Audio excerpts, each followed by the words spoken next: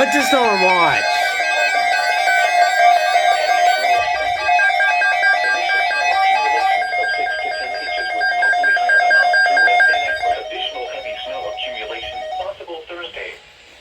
Widespread blowing and drifting snow Thursday with winds gusting to 30 miles an hour. Travel will Thing still likely become activates. very Good. difficult to impossible.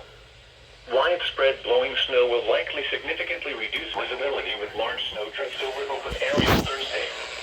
The hazardous conditions will affect midweek commutes. A major winter storm is anticipated.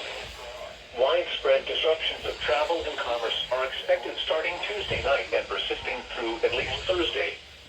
Wind chill temperatures will be in the single digits Thursday and below zero Thursday night. This storm will bring potentially dangerous winter weather early Wednesday through Thursday. That didn't go off. It's on a different channel. Impassable over most areas. Plummeting wind chills accompanied by blowing and drifting snow could bring a potentially lethal travel situation. Why do like half my crap did not go off? Thursday through Thursday night. Oh, I know why. They didn't intend to hurt it.